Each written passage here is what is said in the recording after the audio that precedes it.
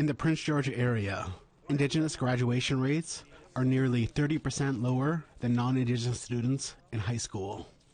Jay Duranlo was on the Indigenous Education Advisory Committee on behalf of McLeod Lake Indian Band, and those low graduation rates worry her. Indigenous graduation rates and success rates are definitely lower than non-Indigenous, and here at School District 57 we actually have the highest amount of Indigenous learners. We're at about 33%, and it's not only Indigenous people from Lheidli or McLeod Lake.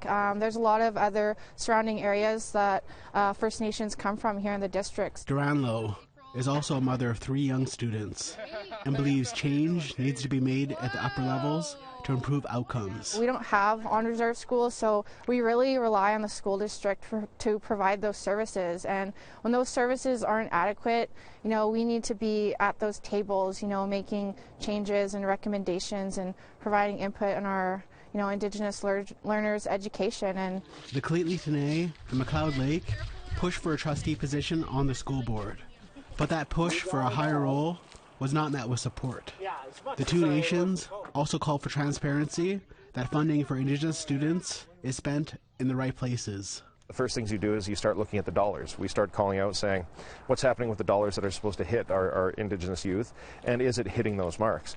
And then moving forward, we start looking there and talking to the ministers, talking to, all these other people. The minister took notice. In February, the BC Minister of Education's office appointed 2 advisors to review Prince George School Board practices.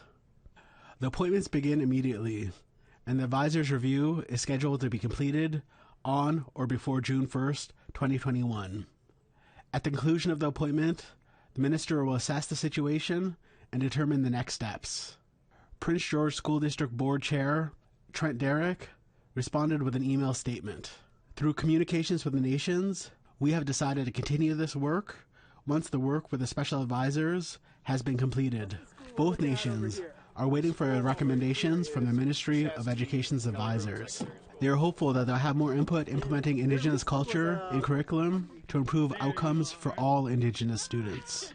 Obviously, the advisors are going to do their job, and they're going to have recommendations that come out of this, and I'd like to make sure that the minister and the SD57 for the accountability piece moves forward with these recommendations, but also having us at the table to ensure that we have that decision-making ability.